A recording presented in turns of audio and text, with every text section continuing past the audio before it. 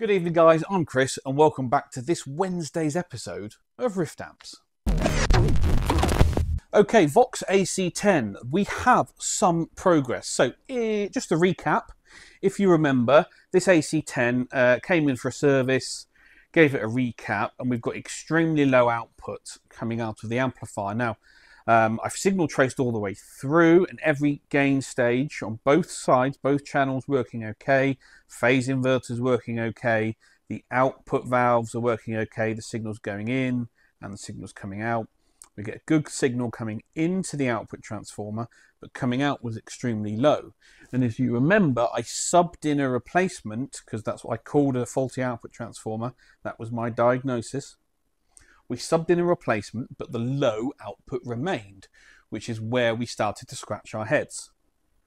So I went back through from the beginning, doing all of my idiot checks, make sure I hadn't overlooked something, make sure I hadn't missed a measurement or something like that. We signal traced through, we double checked the performance of each stage, and we came to the conclusion that the signal up to the output transformer was good.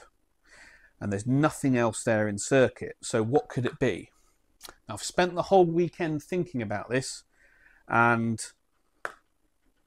I thought, you know what? Let's just sub in the same transformer again, do the test again, make sure I didn't miss anything or confuse anything or get anything wrong. That's the output. We're now getting 9 volts RMS on the output of the amplifier into A-tones.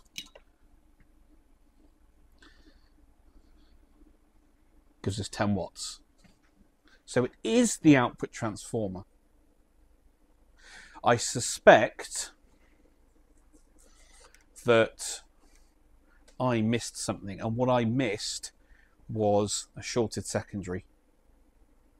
Problem with measuring the secondaries on output transformers is they have a very low DC resistance, often less than 1 ohm. So it's quite difficult to measure or to confirm a short just by measuring. That's why we often use oscilloscopes and signal tracing. So I suspect that we do have a faulty, well, I've confirmed now because I've completely removed it from circuit. Maybe there was a short on the secondary that was still interfering with this transformer when it was subbed in. But now I've completely removed it from circuit. It's running great. So we're going to call this as my mistake. But this is why you have to be humble enough to say, right, what have I done? What haven't I done? What assumptions have I made? Where have I gone with this that I shouldn't have done? What else can I do to confirm? And I've just gone back over, done the same test again, and we now have correct output. This is our spectrum analyzer output. So you can see at rated output, we've got a strong second, third, fourth, fifth harmonic, 6th, 7th, 8th, 9th there, hardly anything at 10. We go to the 25 kilohertz range, and I overdrive the amplifier. We get all of that lovely harmonic content, but look at that fourth harmonic, drops away completely. Fundamental, second, third, fourth. If I bring it back down to rated output,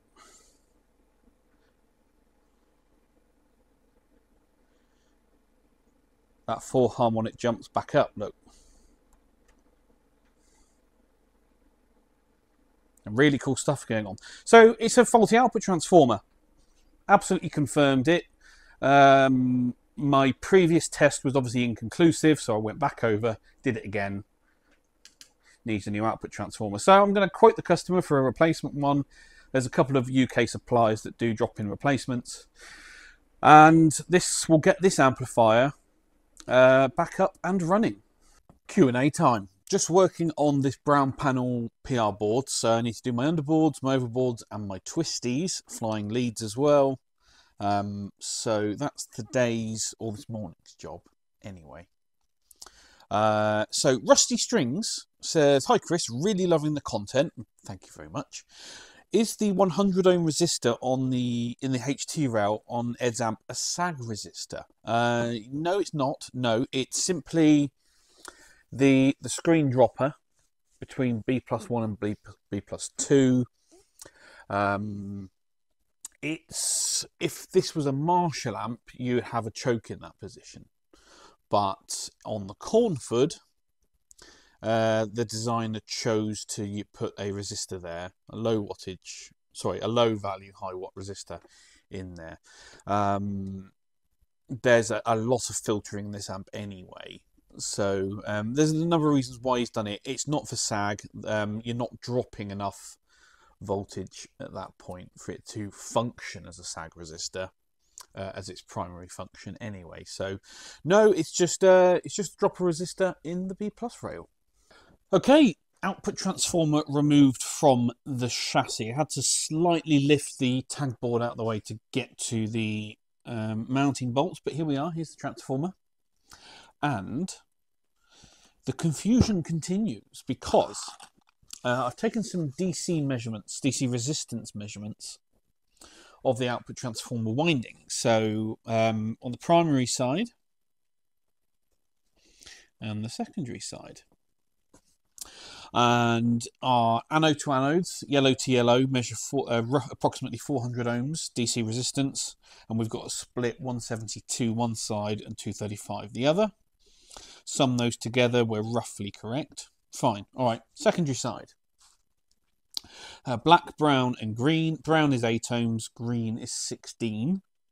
Between common and brown, 1.3 ohms. And between common and 16, we've got 1.7 ohms. Now, as I said, low DC resistance measurements can sometimes be tricky depending on the meter you've got, but that's roughly what I expect to see, roughly, okay?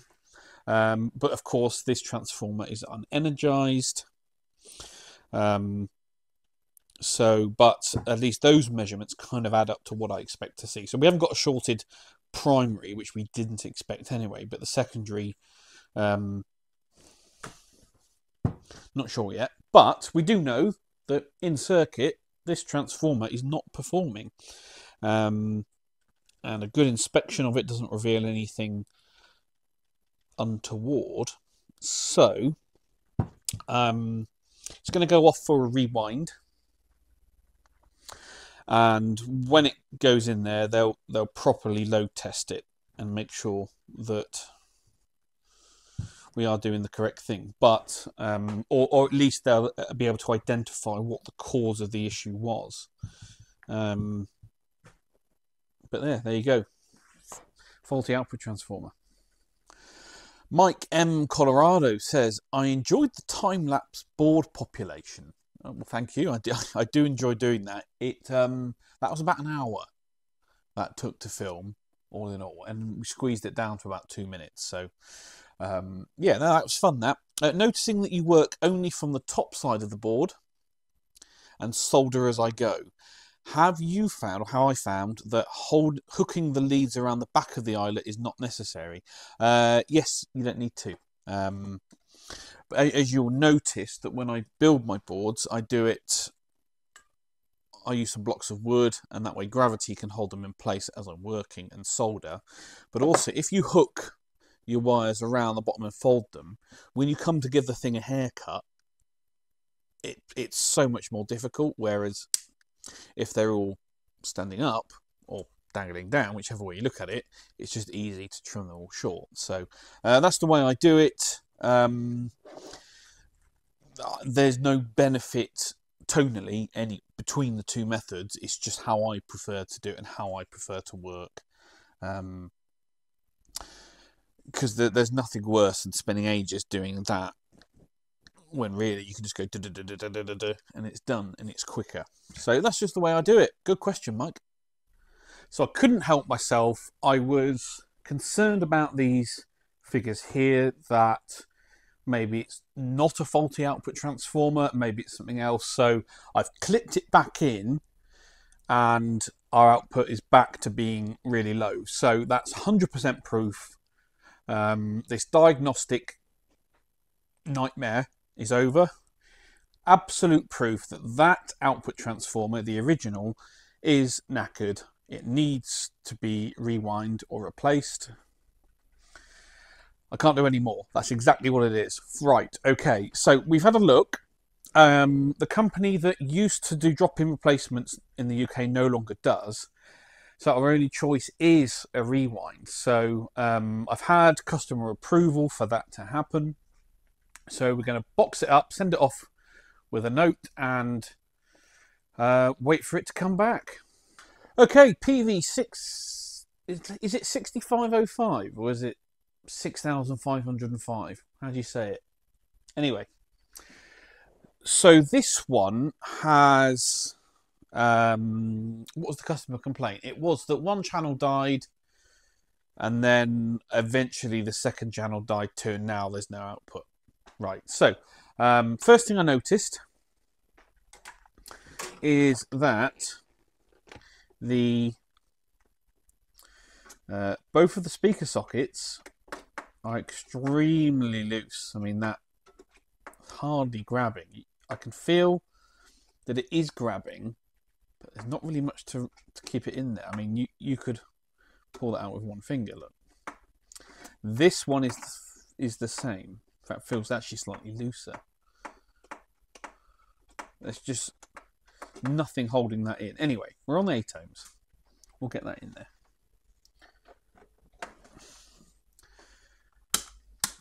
Fire it up in restriction mode.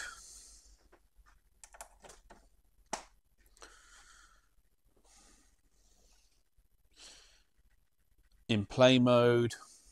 Just coming up to temperature. Give it full power.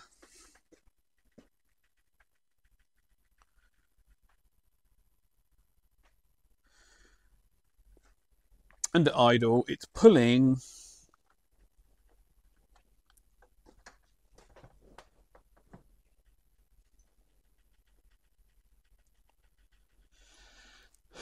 what's that going to go up to? 110? Where are you going to stabilize? Anyway, I've got my signal generator running into the front of the amp as usual. We're on the green channel. That's the red channel. On the green channel. Now, if I turn this volume control up, I can hear the output transformer singing. Okay. If I change to the red channel, I can't. You probably can't hear this, but on the green channel, I can hear the output transformer singing. Okay, but I've got no output on the scope. Let's set you up so you can see. So there we are on the oscilloscope, and if it's just noise. There's no output. Okay, 10 volt scale. Now, if I jiggle the impedance selector switch while you watch the scope, watch what happens.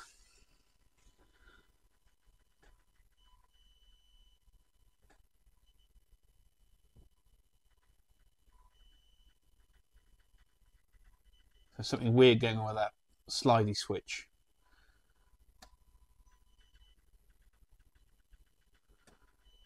Okay, so I can get my signal to appear. So I think we've got a dirty switch.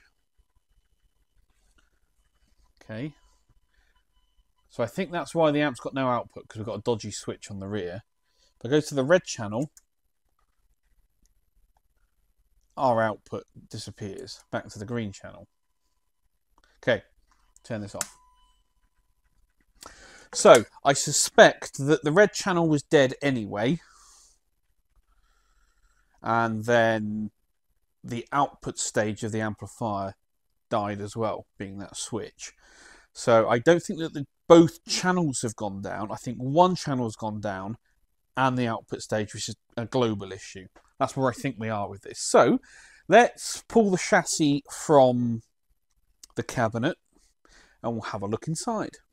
Tom Blues Power 408 says, would you mind expanding on why it's best to keep a jumper in an effects loop when it's not in use?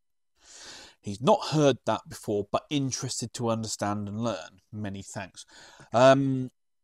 So it's not on every effects loop and not on every amplifier, but typically on Marshalls of a certain age, the way they did their effects loop was that your signal, when the loop is not in use, passes through the contacts on the sockets themselves, and over time those sockets get dirty, they tarnish up, and then you can get dropouts in the sound. It'll just completely disappear.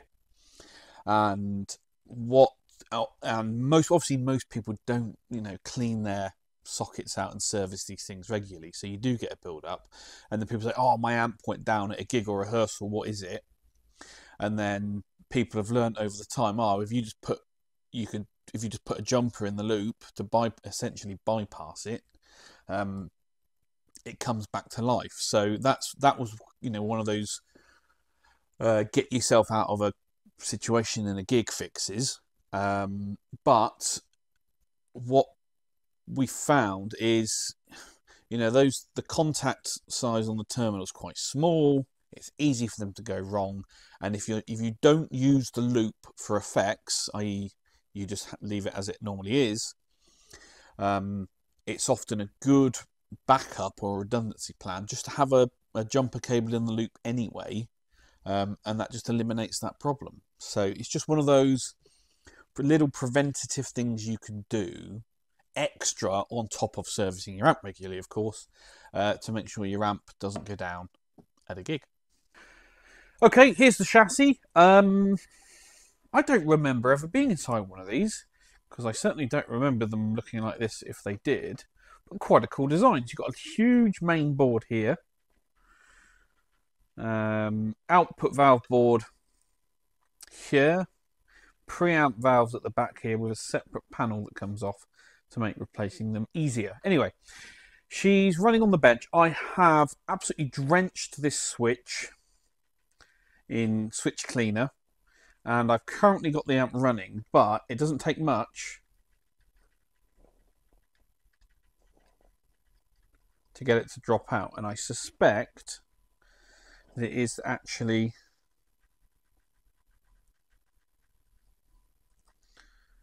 the switch itself. So I am going to pull this output jack board. It's got 2 output jacks and the switch. I'm just going to pull it all out, check all the solder joints on it, just in case it's something like that. If not, I'm going to recommend having this slider switch replaced if they're available at all, or do I need to buy that entire board? But that's my diagnosis on that. That's the cause of why the amp had no output. And then we need to look at why the red channel doesn't do anything. Lots and lots of lovely comments on the Vox bass amp, the solid state one that was gifted to me to get up and running. So it's I'm a little bit further down the road with it now.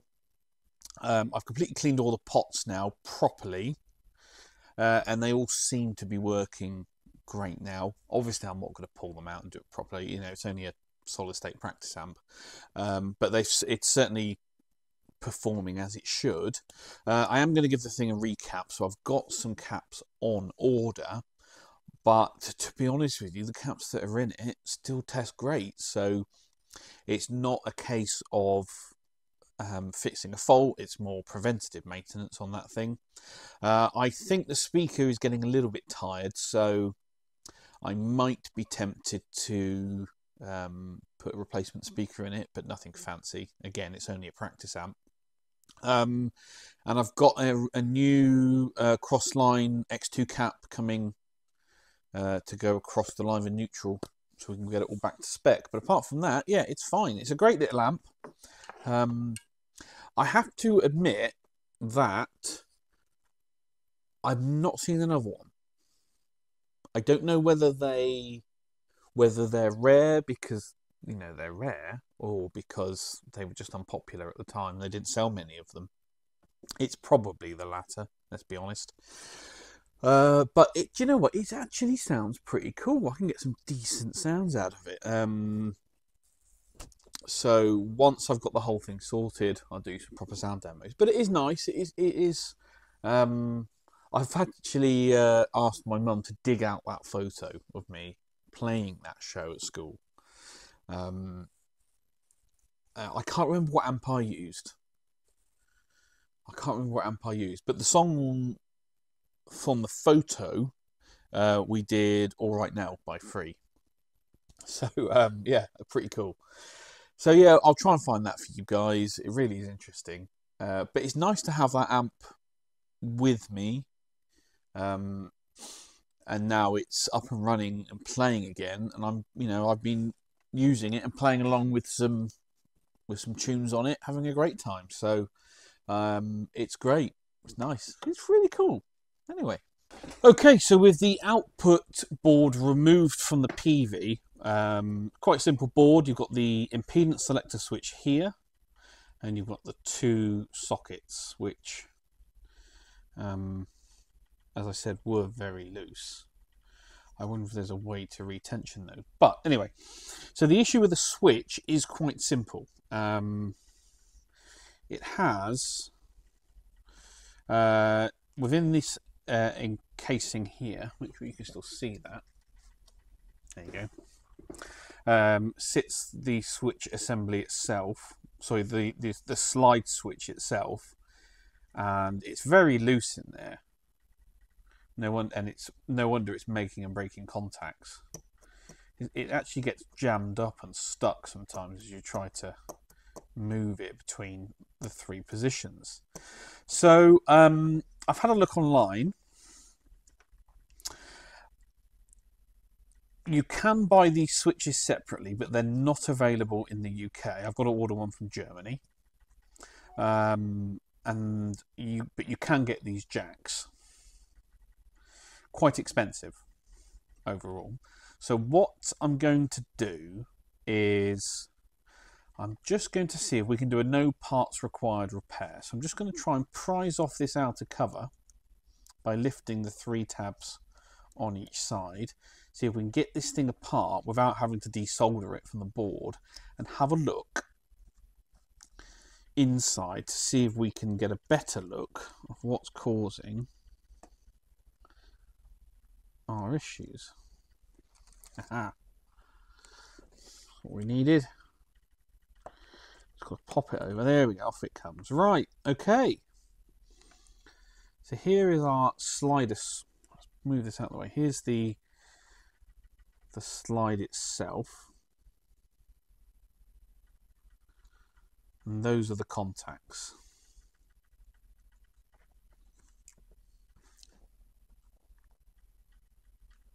They've still got some spring in them.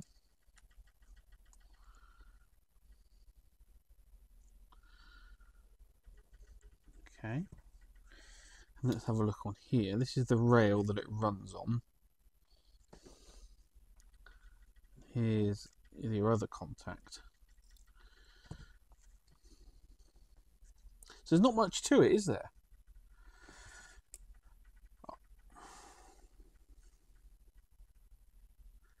Ah, now that's interesting. So this slide contact that was on here, you just try and squeeze it, you can feel there's quite a bit of resistance there. But the one that's on this switch, pop it out, is really loose and easy to move.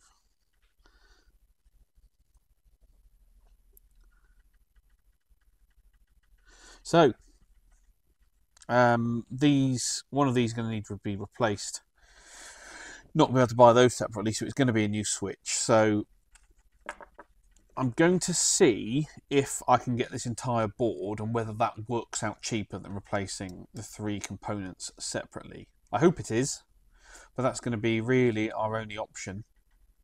Just starting the next 2 Ainsley Lister chassis. So I started marking out this one, and then I'm going to do the same on this one. So I'm going to do these as, well, at least the chassis work as side by sides. So they're coming. That's a bit of a job for today.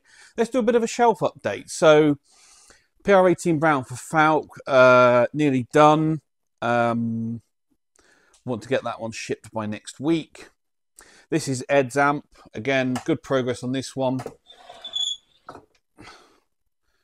Need to get the bulk of the chassis wiring done. But yeah, making progress on that one. This is the Dexter build for stock, or for demo, or for stock, or whatever. That one, where was I with that one?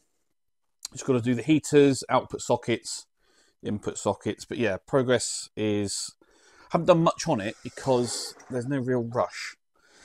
So yeah, the 57 Tweeds, obviously we know number 1 is done. Number 2, I'm going to have finished by the end of this week. Chassis for 3 and 4. I need to get drilled and marked up. Face plates are arriving for 1 and 2 this week, so the cabinets are down there. So we can get those done. JCM 900, waiting on the correct size cap cans to arrive, and then we can get this thing finished up and serviced. The PV, I've got the slider switch on order. It's coming all the way from Germany, so I'd like it to be here this week, but it probably won't. But once we've got the switch fitted, then we can diagnose what's wrong with the second channel. Blonde Baseman Blondie, the Rift Blondie cabinet is still being built. I'm hoping that it's going to be with me either tail end of this week or next week, so I can get this one turned around and done before I go away on my holiday. Vox AC10, as you've seen, output transformer has been sent off for a rewind. When that comes back, I can finish off the rest of the work on that. And the black plate Princeton Reverb, still waiting on that output transformer to come back. I know they've disassembled it, so I don't know what's going on with it, but it should be back with them by now. So I have sent a chaser email, but we need to get this thing turned around and done because it's been sat here for far too long. Thankfully, it's not a sold unit at ATB, so there isn't a customer waiting on it. They just want it back so they can sell it. So yeah, that's that. But that's the shelf as it currently stands. Well, that's it, guys. That's all we've got time for once again. Please give this video a thumbs up. All your comments and questions down below. Didn't have many questions this week, or at least I had loads of questions, but a lot of them were similar. So we didn't have a big selection of different questions to go through. So for next week, let's get them all in. Subscribe, please. I know I ask this every week, but there are so many of you who watch this channel who aren't a subscriber. And of course, it's free to do so. So why wouldn't you? You know, I do put out some, what I think is interesting content. If you're feeling super generous, why not join the channel like these guys have? And I will catch you all at the next one.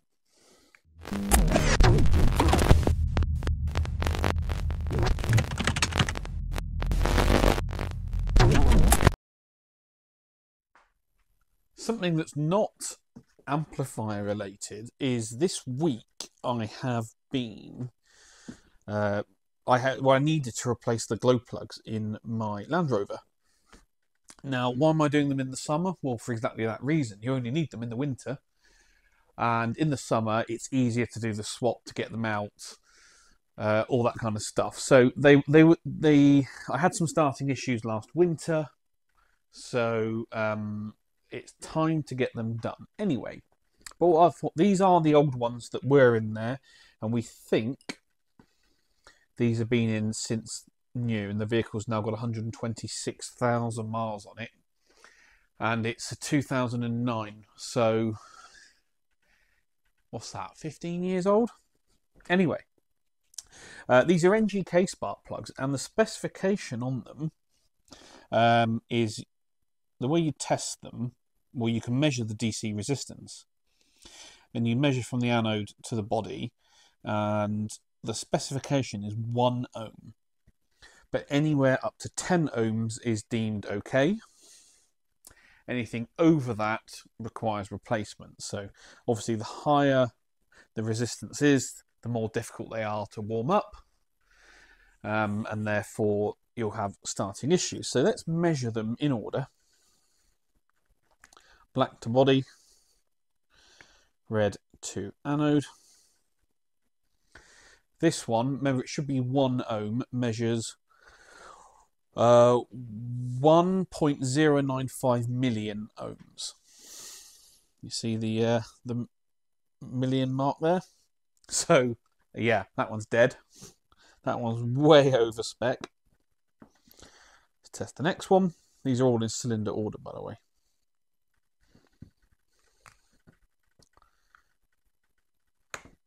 Come on, behave.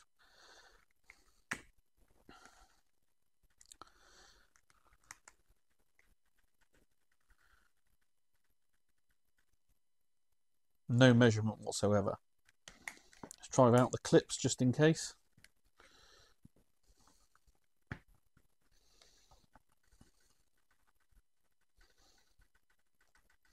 This meter goes up to 20 meg, so that one is completely dead.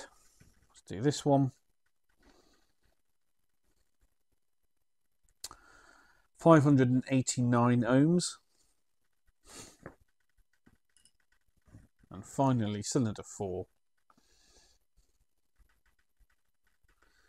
Oh, 59.5 ohms. So that's the best one. So that's glow plug testing. They're all no good. They all should be less than 1 ohm. Well, 1 ohm is the spec, so that's what they should be.